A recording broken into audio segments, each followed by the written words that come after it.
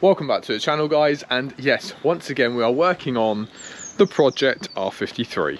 So if you saw the previous video, you'll know that we had Gary from Thor Motorworks down who helped us so much, and we ran into a few little issues on the mini project, but today we are hopefully going to be resolving some of those. I'm by myself, so I'm going to do the best I can, learning what I've took from Gary last week in the last video, and we're going to hopefully make some changes to this car with a few bits that we need to fix. So one of the main issues that we had in the last video was that the oil filter, when we tried to take it off, was cross-threaded, so someone had put it on wrong, and we basically couldn't do the oil change, and we've had to go and get a new oil filter housing and oil cooler. But luckily we know Ben from BH Car Parts, who breaks minis for a bit of a business. Cool, that was some bubble wrap going on there. He breaks minis for a business, and he's hooked us up with this, so we've got a brand new, or second hand, but a new oil filter housing and oil cooler. It's also got some upgraded piping, so we're going to be getting that done today. As well as that, we need to obviously drain out the old oil, which I'm hoping hasn't been sat in this car for like 9 years, which is the same as the coolant was. And again, if you haven't seen the last video, go watch that, because the coolant that came out of this car should not be that colour. Well, let's see how cruddy it is. Oh, Jesus. I can tell you now, that is not 25 Newton meters. No way. Oh. No way, blasé. Plug don't look too bad, but yeah. We're going to be replacing that as well. We've got a new one. So while the oil is draining out, what I'm also going to show you is we got a new sump plug. All of this was from MAR Motorsport, so we got another oil filter, obviously, to go in that. We got the gasket for the oil filter housing, so here, and then these are the oil cooler O-rings.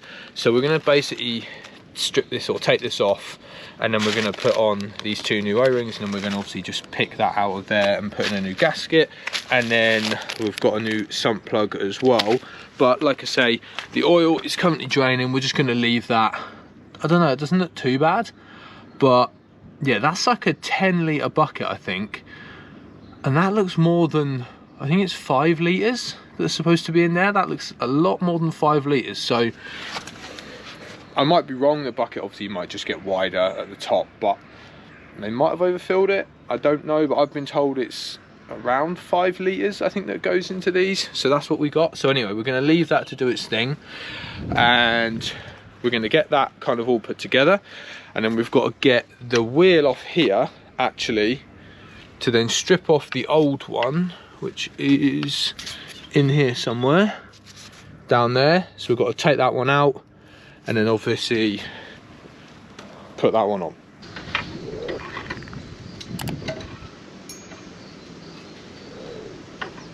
Okay, so not seeming like the easiest job in the world. We got the two pipes off. Where did I put my torch? There we go. So you can see we've got the two pipes off, and then we've basically had to remove this heat shield here. And then there's also this other little heat shield on top, this kind of bit that I'm tapping here, which literally is just sitting over the top of where the oil filter goes into. So basically that's a 10mm. That other heat shield at the back is a 13mm. There's two of those. You basically get those off, and then if I can put my torch in there somewhere, should be able to just pull this. There are some grommets, I think, the other side. Yeah, there we go. You should be able to just pull that off, and then you can basically wiggle it around how you need to. So, and then essentially you have to go by feel. So it's in here, in behind that oil filter housing, there are three 13mm bolts. So you basically have to go down by feel. Just get your hand in there and then kind of fish around. But then what you can do is obviously look at how this is set up. So you're going to be going in at that back angle that way. There's one, two, right. Oh no, we've got a lot of leakage. Yes, we're free. Yes! Oh, my back. Oh, I need some better tools. Right, let's get this out. Oh, it's undone, but let's get it out, and then spot a lunch. So, got it all out, but I quickly want to show you the state of the cross threading. So, if you try to screw this on, oh hello, then you can see, look how uneven that is. You can see where that ring is trying to go in and seal, and then you can see the silver gap between there.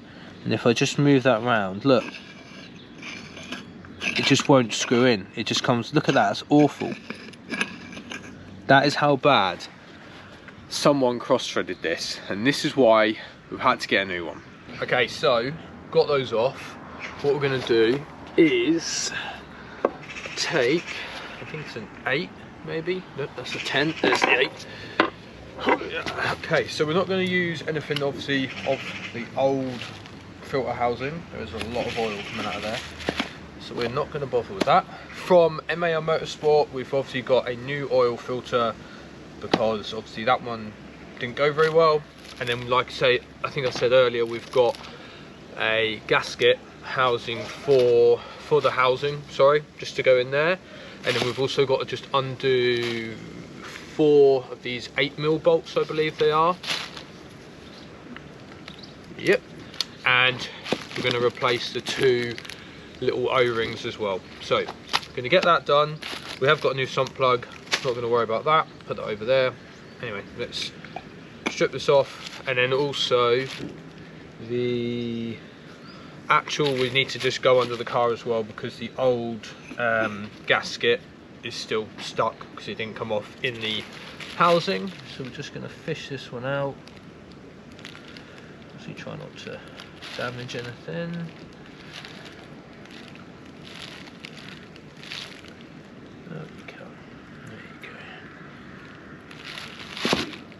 So the problem is, like Gary said in the last video, if you've seen it, you'll know, when gaskets get quite flat, that's when they don't create a seal, and obviously then you can have other issues. But that one wasn't too bad, but while we're here, we're going to do it anyway. So strip that out, we'll get the new one in there whilst we're here, and then what we'll do is we'll strip it apart as well, and get those 2 O-rings done. Now let's just make sure I get this on the right way. Cool. Right, that's that done. Let's strip those bolts off.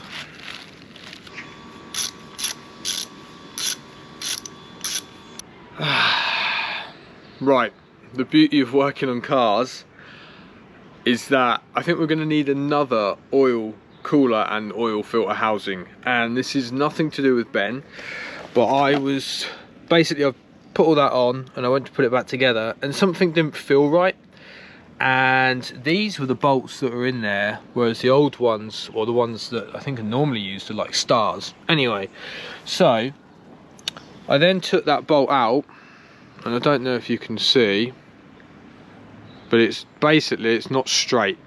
So someone has put a bent bolt into there, and it's cross-threaded it. So I can attempt to retap it myself, which potentially does risk obviously then metal shards getting in here, and then obviously it's going to get in potentially my engine, which is potentially going to kill my engine, or we just get another one. Okay, so what I've done is I luckily was able to actually retap that thread in there. So I've just retapped that, done it all up.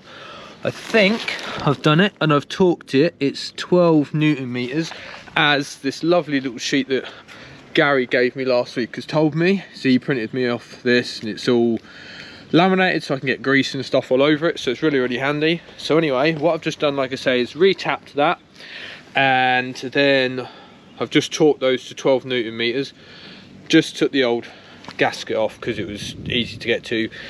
I'm now going to bolt this up, and then for today I think I'm going to leave it there. I'm going to just literally get it back on, take the win, because honestly I thought I was going to need a new oil filter housing, but I'm so glad that I don't. I'm so glad I was lucky enough to be able to tap that again. So like I say, I'm going to just get to work on getting that all back in there, getting the pipes and everything done, and then just getting it bolted up, taking the win for today, and then live to fight another day when we will crack on with more jobs. But this one was quite hard, I'm not gonna lie. It's quite difficult to get in here. You're having to move around heat shields and this, that and the other. In the end, I actually had to take the top one. I took the top one out.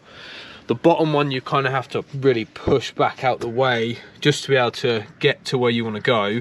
And then you are essentially just going by feel, because it's really, really hard to get your hand in there. And I've not got the smallest of hands either. So yeah, doing what we can.